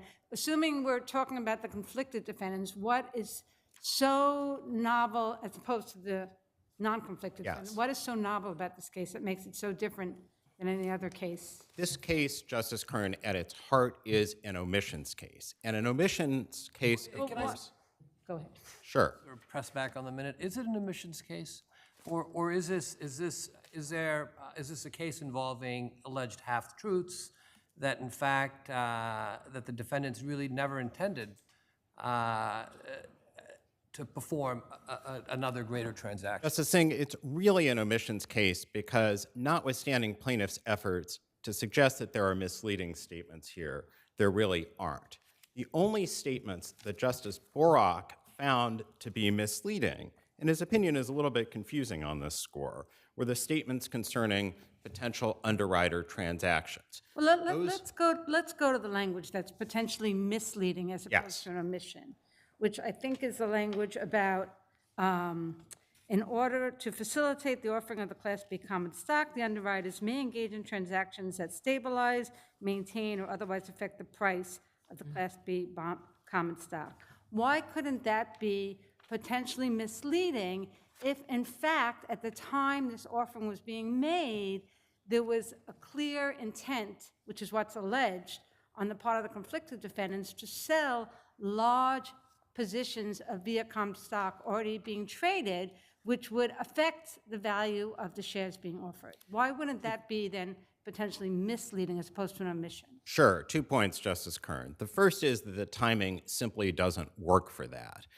The theory, as I understand it on the plaintiff's side, is that my client knew that there would be no stabilizing transactions. But as of the relevant date, which is the 24th, which is the effective date for purposes of both the Section 11 and Section 12 claims, nothing had happened. Things started to happen only on the evening of the 24th when Credit Suisse decided it was going to make a margin call, and really on the 25th. Isn't that a stronger argument for summary judgment as opposed to for the purposes of this motion, assuming the truth of the allegations of the complaint, giving the plaintiffs every favorable inference as the non-moving party, that there was an understanding by the conflicted defendants that in fact the Archeos, the entity, there were problems. We are taking the allegations as true. We're relying on the allegations in paragraphs 151 and 157 in particular as to the timing here. There is simply nothing preceding the 24th to suggest that Morgan Stanley or Goldman Sachs was aware of the fact that they were going to be selling stock. And indeed, even when the margin calls took place, it was only when Archegos disclosed that it couldn't meet the margin calls that sales became a concrete possibility. But the other thing I would say in response to Justice Kern's question, and I think this is critically important, is that even if I were wrong about how I'm characterizing the allegations here, these statements that the underwriters may engage in stabilizing transactions were true, and they were critically surrounded by other disclosures, which are in fact quoted in the complaint itself, that these are large financial institutions that also have trading operations, and that these trading operations could potentially buy or sell stock in the issuer. Wouldn't a reasonable investor want to know that the same entities that were the underwriters also had enormous positions in Viacom stock that were the subject of swaps, and as a result of this offering, that could very well set off a large sale of that, and that's information that a reasonable investor could arguably want to know when deciding to purchase in this offering? I think that question, Justice Kern, illustrates the core problem with plaintiffs' whole theory of the case, both with regard to the statements and the omissions. There are disclosure requirements. Financial institutions have to fill out an SEC schedule, I believe it's 13F every quarter, concerning its stock holdings. Indeed, if you read the complaint, both Morgan Stanley and Goldman Sachs did so. The SEC has never required anything more than that. And I think that that is for good reason. And I think that if you put to one side this one category of statements, and again, these are just statements that the underwriters may engage in stabilizing operations, no assurance made as to whether or not they're going to do that. And you look at the underlying regulations here. The underlying regulations for offerings impose very minimal duties on underwriters, particularly in this regard, and that is for good reason. The whole financial system is premised on the notion that we have large financial institutions. Let me interrupt for a second, because you're talking about the SEC does not require, but clearly the Securities Act requires an underwriter not to make any statements that are misleading, which is a materiality standard. Why wouldn't a court look to all the circumstances to determine whether in these particular circumstances where there were these large positions, that statement, which did not disclose, not only might we not stabilize, but we might sell very shortly large amounts of our holding, is misleading to the investor? Because these statements, by their terms, were simply that the underwriters had the ability to engage in potential transactions to stabilize the stock price. They said nothing about the likelihood that those transactions would occur, and they were accompanied by these disclosures about trading operations. Counsel, wouldn't it be more forthcoming? I mean, I think that kind of works against your argument. If they had said, we will sell, as opposed to we may, and then admit the fact that they had all of these specific holdings. At the relevant date, I think that the most that could be said is that we may sell, and that was what was disclosed.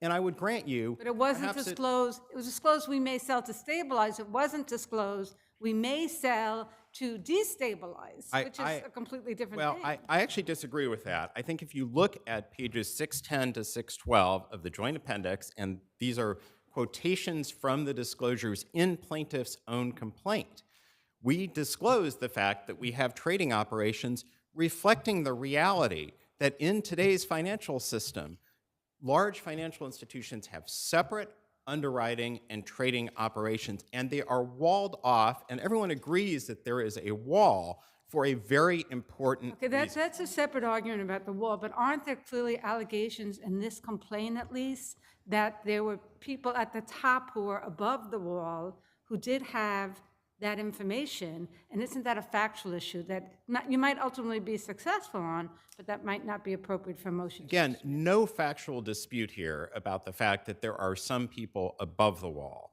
Our submission is simply that the reason why trading and underwriting operations themselves are walled off is because both sides have non-public confidential information. But let me stop you for a second, and I see you have a red light, but we're not talking about confidential, non-public information. What we're talking about is what the brokerage department may intend to do. Wouldn't this be information that the underwriters would be entitled to so that statements can be accurate? I will say, and this also goes, I think, to Justice Pitt-Burke's question, that the mere fact that a trading operation may trade is, of course, always true. And I grant you, it would feel like a worst case if there was certainty that trading was going to occur. But I really urge the court to look at the allegations of the complaint with regard to the timing here. Which we certainly will, but I'm going to give you time and rebuttal. Okay, thank you very much. Thank you. Good afternoon, Your Honors. May it please the court, Jonathan Youngwood, Simpson Thatcher for J.P. Morgan City and 12 of the other non-trading or non-conflicted underwriters. I do want to make clear, we join in Mr. Shammigan's argument. We join in Mr. Hackey's argument for Viacom, but I rise to present separate arguments that apply to my 14 clients and to some of the other underwriters who will not make their own arguments today but have submitted briefs. We are differently situated than some of the other underwriters in that there is no allegation whatsoever that my clients had anything to do with Archegos. Let me ask you something. Isn't your argument somewhat similar to Viacom's argument that we didn't know anything about this? You know, we're just an underwriter or we're just an issuer, and therefore we can't be held responsible because unlike the conflicted defendants, we just didn't have this information, and we don't have an obligation to make a futile request. I mean, is that your argument? That is our argument, Your Honor. But in some ways, it is like Viacom's except for the futile request aspect of it. I'm sorry, Your Honor, I didn't hear that. It is like Viacom's except for the futile request argument. It is, they had no reason to know, and I don't believe it's, I'm going to get to what's pled. They had no reason to know, it's not pled what was known, and it's the same for my 14 This argument clients. is sort of similar along what we found recently in Neo, correct? Appellate division case in Neo. Why should we follow Neo as opposed to maybe looking at federal law, which may have a different view of this argument? I'm not sure federal law does have a different view. I think federal law... Well, there are, I'm sorry, I'll let you finish. Go ahead. Go ahead. Sorry. Your Honors, I think federal law is extremely clear on this, and there's obviously a fair amount of it. What is notable is, and I'm talking case law now, what is notable is there's not a single case in federal law that we're aware of or that I think the parties have briefed or found that imposes an underwriter on underwriter obligation for due diligence or otherwise. And the cases that my friends on the plaintiff's side cite that suggest obligations for diligence are all in the context of the issuer, not the underwriters. And the cases that they cite, and if you go through, I know there's one or two they say otherwise, I think our briefs show they don't.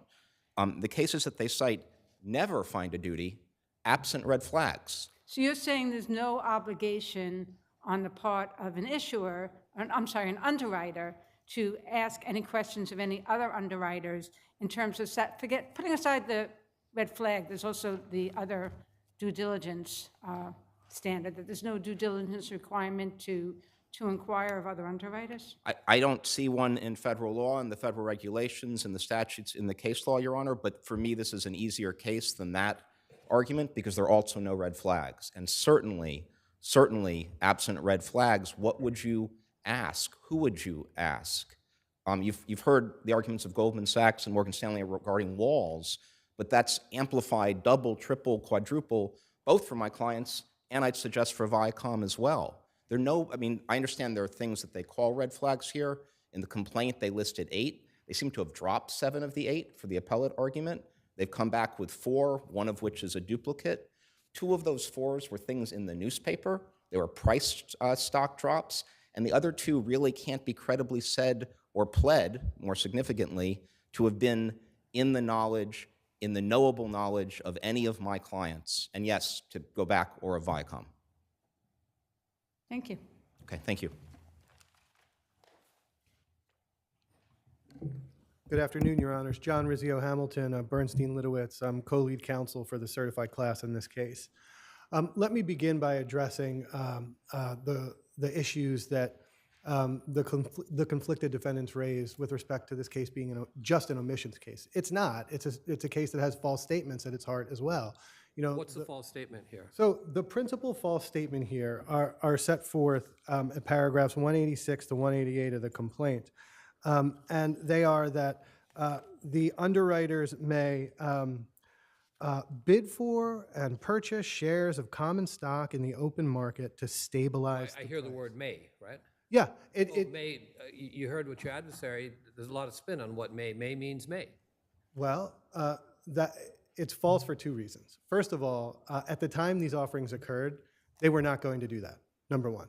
Okay, so may is untrue. Second, So what did you say at the time the calls were made? What? at the time of the offerings, they were not going to engage in transactions to stabilize the price. And is that, you're premising that on the fact that they had these separate holdings? They had these separate holdings, and when the offerings closed on the 26th, okay, they had already decided before that they were going to engage in these massive block sales that they knew were going to destabilize. But what about on the 24th? Your adversary seems to make So fundamentally, the way defendants view this case is that there's literally only one moment in time when they have a disclosure obligation. They say it's 9:30 a.m. on March 24th. That is fundamentally untrue. That's the first moment their disclosure obligation arises. But they have a duty to be honest and truthful through the closing of the offering on the 26th. And that's well established in the case law in both the common law and in item 512 of regulation SK, which specifically states that they must file an update to the offering materials if there's like a material adverse intervening event between the time the materials first become effective on the 24th and the time the offering closes on the 26th. And it makes total sense, you know, both the SEC and the common law. If we don't accept that argument, then what happens to your case? What's your alternative argument? The alternative argument is that even at the earliest possible moment when they say the offering materials, became effective on the 24th, there's at least a fact issue as to whether these banks were going to make these sales. The first sales in this case Is there a fact issue on the 24th as to whether or not they were going to make the sales? Yes. Why? Because they're first of all, margin calls start on the 23rd, okay? Archegos rapidly runs out of cash, and the block sales begin of Archegos linked securities by the conflicted defendants on the 25th. And I'm talking about billions of dollars worth of block sales, okay? That take massive amounts of time to arrange, to execute, and to find a buyer for them. You jump from the 23rd to the 25th. Yeah. What happened on the 24th, in your opinion? On the 24th, there were additional margin calls that Archegos could not meet. The fact that they're making massive block sales as early as the 25th, Morgan Stanley is selling out of $5 billion worth of Archegos linked securities, tells you that they knew what they were going to do the day before. And here's a critical fact, okay? The final prospectus supplements in this case were filed at 5:30 p.m. on March 25th. The defendants never addressed this, okay? This is after the following has already occurred. Massive margin calls had happened. Archegos couldn't meet them and communicated that fact. Archegos pulled out of the offering because it was under such financial distress.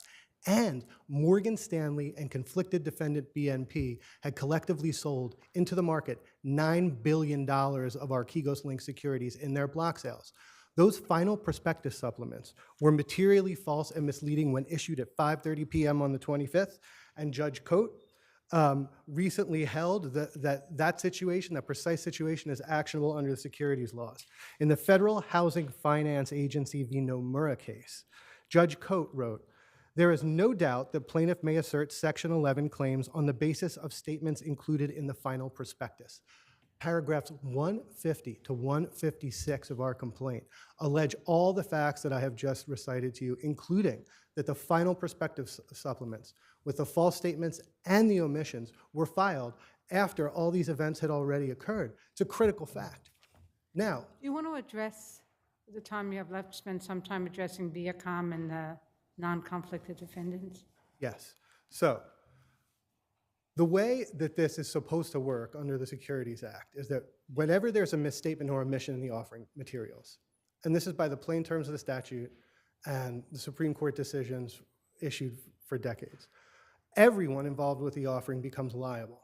The issuer, Viacom, is strictly liable. So it's absolute liability. It's absolute liability, period, full stop, okay? And that's crystal clear in the law. Now, But the then why, underwriters- what's the relevance of our recent case in Neal? If Thank we you. were to follow Neal, then aren't both Viacom and the non-conflicted defendants out? No, Your Honor. Why? The case law that they have cited, including NEO, does not stand for the proposition that you have to know or the fact has to be knowable. What it stands for is the proposition that the facts rendering the statements misleading must have been in existence at the time of the offering. There's two cases I want to touch on. One is NEO. That's not what NEO says. NEO says you can't know what you can't have known. So how could Viacom or the non-conflicted defendants have known what was going on at Morgan Stanley or Goldman Sachs, particularly where there is a confidentiality standard? Even if they had asked, they would not have provided that information that they were doing swaps. So that is not true, by the way. Not confidential? No, it's absolutely not confidential. There's individuals at the banks who have above-the-wall authority. The CEO of the lead underwriter, James Gorman, admitted that they knew what was going on.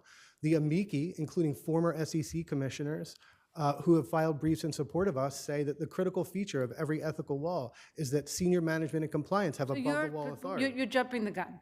Okay. Because the first question is, do they have an obligation? Does Viacom or the non-conflicted defendants have an obligation every time they do an underwriting to go to every other underwriter and say, hey, is there any information you should be providing to us that could potentially be misleading? Under the statute, yes, number one. And number two, the proposition Under which that NEO statute? Under the Securities Act. They are strictly liable, and it says this quite clearly. Well, 11 and 12 are not strict liability, so is that? Section 11 is strict liability as to the issuer, 100%. That's crystal clear under the case law. And what it says is that when any part of the registration statement, whether it refers to the underwriters or the issuer, this specifically uses the term, any part is misleading. But is it only misleading as to the conflicted defendants? If it is, because of other information they had, as opposed to misleading on its face. I mean, is there any statement there that's misleading in the absence of having some greater knowledge? So knowledge is not an element, number one, and the underwriters have a defense to this, okay? And so does Viacom, by the way. The way the underwriters prove themselves out of the case is through their affirmative defense of due diligence. But they have to show that through fact and expert evidence that they conducted an investigation. But doesn't NEO say something, and I know that some of the federal cases have potentially different standards, but doesn't NEO not say that? There's two things that NEO says that are really incredibly important on this. The first is, it said, and I'm reading from the case now, and this is the key thing. There's nothing misleading about the disclosure because it was still only a potential result at the time of the IPO in September 2018, months before the problem actually began. So NEO stands for the proposition that the problem has to exist at the time of the offering. That's what it means when it says known and knowable. And NEO concerned item 303, which has an express knowledge requirement, not at issue here. Thank you.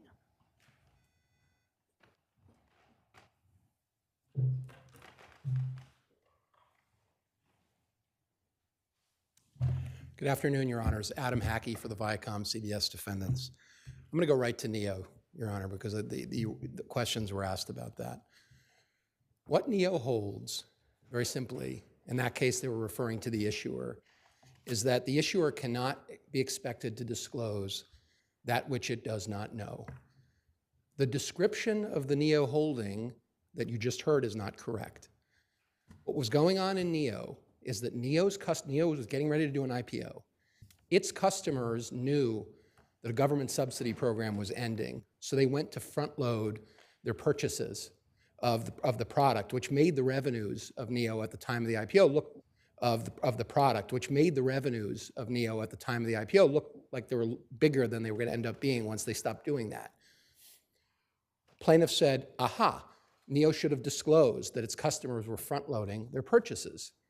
What the court held, and this was not limited to item 303, and this was focused exactly at the time of the offering, was that you could not expect NEO to know and disclose what outside third parties were doing, that goes too far. That's exactly what NEO held, and that's exactly what happened with respect to Viacom CBS in this case. Now, to go to Justice Singh's question, plaintiff seems to be suggesting that somehow NEO is inconsistent with federal law. Not so. We've cited case after case in our brief. Panther Partners is the most well-cited one. It's a Southern District case, almost identical to NEO, by the way, that says the same thing. And this goes to this issue of omissions and misrepresentations, which I think has been somewhat misconstrued. Plaintiffs allege that information was omitted. They allege that information was misstated, such as stabilization. But either way, both claims are contingent on this idea that something wasn't disclosed, right? And what was that something? That Archegos was amassing this massive position in total return swaps that investors didn't know about, that Viacom didn't know about, that the non-trading underwriters didn't know about, and that this information was not available. That's the omission, right? And then they leap from that and say, well, that also concealed the fact that there was a conflict of interest. To satisfy the due diligence, what due diligence was required? None at all, Your Honor. There is not a single case holding that an issuer has a duty to due diligence on whether investors are out there buying total return swaps or their underwriters might have conflicts of interest. Isn't counsel correct that under Section 11, there's absolute liability against the issuer? Yeah, the liability, you really need to read what those cases say. There are cases that say that the liability is near absolute, but the question is absolute liability for what? The entire framework of the Securities Act assumes that what we're talking about, and it's normal to assume because 99% of cases, assumes that it's disclosures about the company and its business, information that either the company would know or you'd expect the company to know. And in that case, if you make an affirmative statement and it turns out to be false, you can't claim I didn't have scienter or I wasn't negligent. That's what strict liability means. That's what they mean when they say it's near absolute. They were not grappling with a case where everything was turned upside down on its head. The information was about what a third party was doing with certain underwriters and had nothing to do with the company's business. Those cases were not grappling with that issue. Those cases were more like NEO, where the information was outside the company, or more like Panther Partners, where the information was outside the company. And what do those cases hold? They say there is no duty in that instance on the part of the company. And I think it's particularly unfair, and I would call it, approaching sandbagging to suggest that a company like Viacom in this situation had a duty to go out and canvass the market and try to figure out whether some very strange investor had a $20 billion position that was highly leveraged, et cetera. There's no case that says that. The SEC knows that I read $500 billion a day some days of total return swap trading. They regulate that market. They regulate disclosure. They've never suggested that the company has that obligation. No case has ever suggested that that company has that obligation. And in fact, what did the SEC do in reaction to this? After they saw, like what the rest of us did, what happened at Archegos? They proposed a rule. What was the rule? The parties in Archegos' shoes that have these large synthetic positions that were slipping through the net of what was required to be disclosed once you got over 10% of the company, if you owned regular stock, need to be disclosed. That was the solution. If the SEC wanted to say this is a company obligation, it would be very easy to say. If the court wanted to say it's a company obligation, it'd be very easy to say. This is not a new thing. And then let me just finally add, on top of all of that, this is a motion to dismiss after all. What the plaintiffs alleged is that these types of total return swaps are by design intended not to be visible to the market, not to be visible to a company like Viacom. All the alleged misleading statements that they identify, they say were prepared by other parties and were the responsibility of other parties. So this is a last case where How are you plugging this into the law? I understand all the arguments you're making, but how are you plugging that into liability under the Securities Act? Which talk about misleading statements, et cetera, and certain defenses. How does this argument fit into that framework? It fits, Your Honor, very squarely into the framework, including NEO, because the law recognizes, and it's not just NEO, And it's a practical thing. So you're saying as to some parties, it could be a misrepresentation where it's not a misrepresentation as to other parties? If it is, yes, if it is information outside the company like this, That literally you could hold that one party did make a misrepresentation, but the other ones did not. in theory, yes. And certainly in this case, I have no comment on the others, but what I'll tell you is, as to our client, it fits like a glove because there's no allegation that they knew. What cases say that we're going to make a distinction? Panther Partners says it. What? Panther Partners, a Southern District decision, it's been around for a while, says that extremely clearly. And if you read it, really Neo is saying the same thing, and they're both right. And if a meteor was approaching a factory, you wouldn't hold the company liable for not disclosing that, not knowing that. It's a fact that existed. It's not as absolute as these little sound bites that the plaintiffs pull out of their cases would say. If you actually looked at the Slack decision, which is the most recent Supreme Court decision, what it says is there's strict liability, and then it goes on to say for information about the company, which they left out of their brief. And that's the difference, Your Honor. Thank you.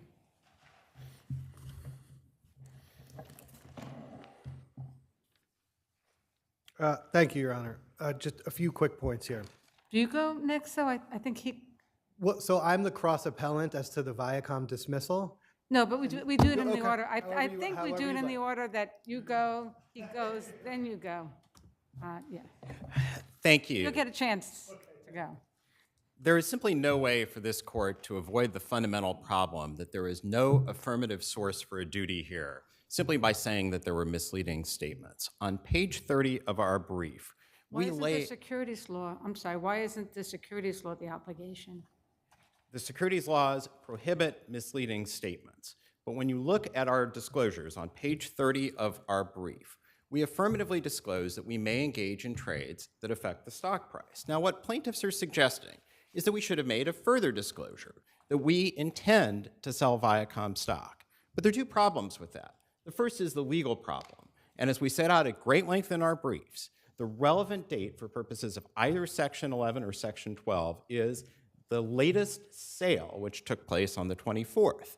Now, there's also a factual problem. When Justice Pitt Burke I'm sorry, asked... even if we accept the 24th or the 25th, Yes. whatever date we accept, aren't there still allegations that even as of that date, that the conflicted defendants knew enough that they were required to make more forthcoming? No, the most telling part of this entire argument was when Justice Pitt Burke asked my friend Mr. Rizzio Hamilton that question. He jumped to the 25th, and for good reason. Even as to the 25th, there was not very much, only an allegation that Morgan Stanley engaged in some Archegos-related sales, not Viacom sales. The specific allegations in the complaint concerning Viacom sales started on the 26th, and indeed Morgan Stanley's own CEO said that they held off until the offering was complete. That is a factual problem that defeats this claim. Going at the back to motion what I dismiss asked originally, this is a motion to dismiss. It's a pleadings motion. We don't certainly know what the conflicted defendants intended to do without discovery. Maybe you're correct at summary judgment. Why shouldn't defendant be able to at least get discovery to flesh out some of these issues as to what was known and what was intended by the conflicted defendant? May I answer the question? We rest on the allegations in the complaint being insufficient, but the fundamental problem with all of this is that it would be tantamount to creating a duty that where you have this intent in your head, you have to disclose. And that would be establishing a hugely problematic precedent for the simple reason that you'd have all of the same questions. How certain do you have to be in your state of mind? How big does a transaction have to be? Whether it's Well, this is a pretty large transaction, correct? This And is not perhaps, a small transaction. But perhaps most significantly, there are going to be issues concerning client confidences where you're dealing with trades that might take place because on the trading side, you have this intention. We don't ordinarily require parties in any context to make disclosures about trades before they happen for the simple reason that until they happen, there are all sorts of issues with material non-confidential information, which is precisely why we have a wall between trading and underwriting operations. And whatever the contours of that wall as a factual matter, there can be no doubt that a ruling in plaintiff's favor here would severely disrupt that wall. It would blow a hole in it. It would require the underwriting operation to consult with the trading operation to say, are you planning to trade during this offering? The SEC to this day has not required that in the wake of the Archegos scandal. At most, it has imposed obligations on parties like Archegos itself. And our Thank you. fundamental submission is that this court should not do so. Thank you. Your Honors, I only have a minute, and I'm going to try not to use it. 2 points. One, I heard the debate about the law for the issuer, absolute liability, strict liability. I believe Mr. Hackey stated the law right, but no one has suggested that either interpretation is what applies to underwriters. There's a due diligence defense. We think here 17 CFR 230.176F covers it, and there are no red flags alleged. And the second point, in response to Justice Singh's questions about should things go to summary judgment, we think it was wrong not to dismiss our clients from the case. If it did go to summary judgment, if we were to stay in, the standard that the trial court set has to be fixed. He set a standard that required all underwriters to ask relevant questions to ensure that conflicts do not exist to prevent what occurred here from happening. That is a wrong statement of any version of due diligence, of anything related to red flags, and that would have to be corrected. Thank you. Thank you. Thank you very much. I'd like to pick up on something my colleague, Mr. Youngwood, just mentioned. He mentioned the words affirmative defense of due diligence. That's exactly right. That's the path for the non-trading underwriters under the statute to get out of the case. And that can never be established on a motion to dismiss. Courts widely hold, and the WorldCom decision from Judge Coate, 2004, is a great example, that is the type of defense that takes extensive fact and expert Why discovery to can't we prove out. decide that as a matter of law? What prevents us from deciding that as a matter The of way law? this particular statute works, what it says is that when any part of the registration statement has a misstatement or omission, then every underwriter, it specifically says every underwriter is liable unless they can prove, and it uses the word prove, that A, they conducted a reasonable investigation. There's no proof whatsoever, nor could there be at this stage of that at this point in time. And B, that they had no reason to know, and C, in fact, did not know that the registration statement was materially misleading or omitted required Can disclosure. you address your colleagues' arguments with respect to the ethical law, that in effect we're allowing the breach of it if we were to agree with your position? So the notion that there must be a breach of the ethical wall is a complete red herring. The way ethical walls are built, and again, I commend the court pages 8 through 10 of the amicus brief of the former SEC commissioners submitted in support of us. The way they're built, a feature that exists in every single ethical wall, is that multiple individuals at the bank have above the wall authority, senior management and the compliance department. What that means is they do not only just have the ability to look on both sides of the wall and see conflicts brewing.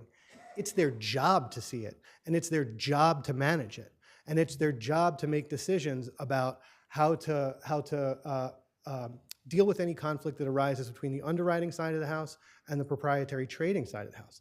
In this case, and this is the case in point, because the CEO of the lead underwriter specifically admitted that he knew about what was going on before the offerings closed and made a conscious decision to spring the sales only on the day that the offerings closed. Thank you. Thank you.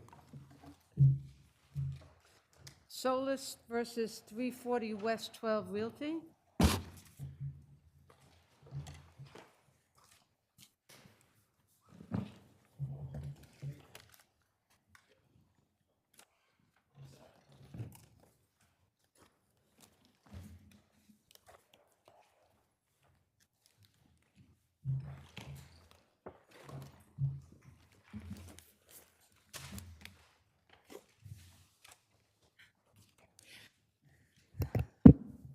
Hi, good afternoon, Your Honors. Gretchen Beck for Newman, Myers, Crines, and Harris. We represent the defendant appellant, 340 West 12th Realty, LLC. Renewal should be granted because the new evidence is relevant to the issue of Mr. Cohen's intent to reside in the premises at the time of the accident. Upon renewal, defendant's motion for summary judgment should be granted. Defendant met its prima facie burden, and plaintiff's speculative evidence failed to raise a triable issue of fact. It's submitted that the court should rely on its decision in Farias and the other First Department cases cited by defendant, which held that. Counsel? Yes. Just getting to the issue of the question of fact, the deletions in Section 6 of the mortgage, where it deleted certain portions that might support that the defendant intended to reside there residentially. How should we view that? I mean, he'd explained that in his affidavit. He said that he knew he wasn't going to be able to reside there in the time frame set forth in the mortgage. Doesn't that go to the 60 days, counsel? Well, it's at 60 days and a year. I think it was a little bit No, no, no, ambiguous but how they're he said it. separate. I'm They're sorry. separate. No, I know they're separate, but I think it was a little ambiguous how he worded it in the affidavit. And I think he adequately explained, and I know the motion Doesn't that court. raise an issue of fact as to his credibility, especially if we were to consider that he's a sophisticated real estate developer, he's flipped at least one residential property in the past. I mean, of course, and this all goes back to the time of the accident as opposed to what occurs later. Right, but there is nothing in the mortgage or any other document or any testimony to refute what he said in his affidavit. So really, he was consistent throughout in his deposition, in his affidavit, as to his intent. So just the fact that he's Is this a sophisticated- classic? Is this a classic residential mortgage? 5-year, 10-year, 15-year mortgage? Isn't this sort of a more? It's a much shorter duration. It doesn't sound like even a residential mortgage, correct? He said he got the loans for the renovation. Whether he, if he was able to pay them off within 2 years, he didn't state. But the fact is that he was consistent on intent throughout. And in his affidavit, he said his intent never changed even after deleting the provision. And he explained that the lender did not ask him to put a new provision in, and if the lender had asked him, he would have put the new provision in. So But he didn't, and he's a sophisticated, I mean, he's smart, right? He deleted the provision and he didn't put anything else but in. he's not a labor law attorney. He's a real Counsel, estate developer. isn't that an issue of fact for the trier of fact? We are arguing it's not, that it's just speculative. It's speculative to argue that oh, he deleted it, so he must have just intended to for commercial purposes. There's nothing, and there's no document, there's no testimony, there's nothing. There's no evidence saying he intended to use it for commercial purposes. In the other cases that we relied on, there was evidence. This is not that case. So it's Mortgage respectfully with the submitted deleted that Rivera provision? should not be Counsel? followed. Counsel? Rivera, Counsel, are you listening to my colleague? The mortgage with the deleted provision is not some evidence of what was intended? no, it's not. It's respectfully, because it doesn't say, and I intend to use this as commercial purposes. It's just And a it doesn't deletion. say he's not. He gonna made an either. explanation, in his affidavit, that was not refuted. There was no evidence refuting what he said in his affidavit. I would suggest that the mortgage maybe is evidence that could be considered by That a is a jury. deletion. It's not actually evidence. Not It's just a- evidence? No, Document is not it's a evidence? deletion, but there's nothing stating, and we're going to be using this for commercial purposes. It's not like the other cases where it said this is going to be used for a wedding center, or this is going to be, used for flipping to house, So, whoever. counsel, you referenced Farias, right? And it said that the availability of the homeowner's exemption hinges upon the site and purpose of the work, a test which must be employed on the basis of the homeowner's intentions at the time of the injury. So here we're pointing to different items that in the eyes of many would raise issues as to credibility. In other words, it's documentary evidence. And what you're saying repeatedly is, well, my client refuted this, and therefore, since nobody rebuts what his intentions were, forget about the documentation. Just listen to him and his version of his interpretation of what that meant. Yes, that's correct, because there's nothing saying otherwise. There's no testimony from anyone. There's no one from Palacio, no Is it one your who played it. They never said, hey, he told me Counsel, that he... Counsel, my colleague is talking to you. Okay, I was Is just it trying to your finish my point. position that documentary evidence can never refute an affidavit?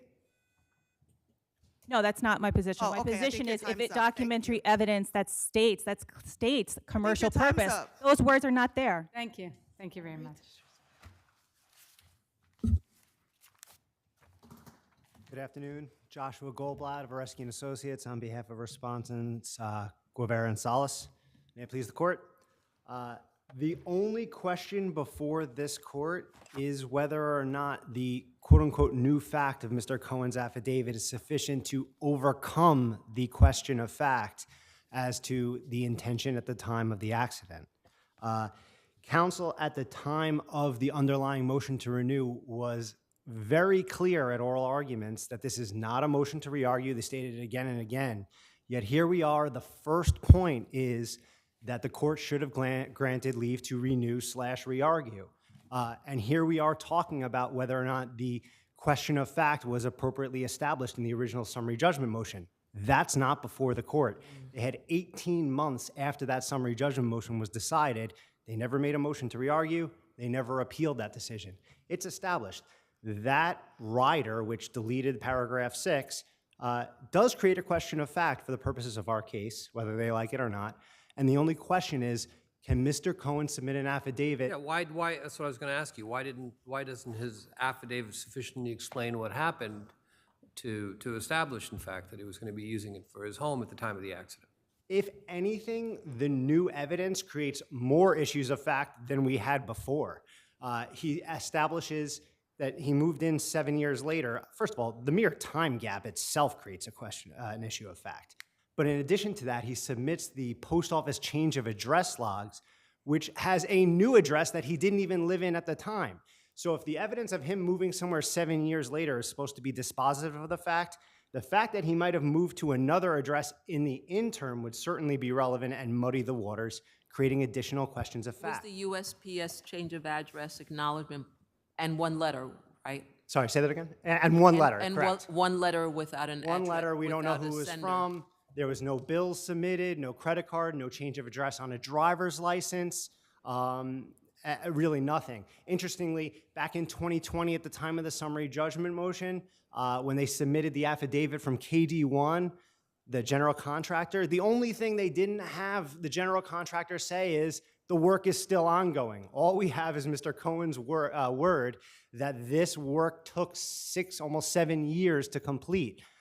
Were there permits that were operative? There were no permits operative at the time of the summary judgment motion. As Justice Hagler said, it really raises the question of fact. Did something happen, we all know about the pandemic, that changes real estate values in between when he made his original decision and 2022 that suppressed the resale value of this property? So if anything, the question of fact that existed at the time of the original summary judgment motion is amplified by the new evidence. Thank you.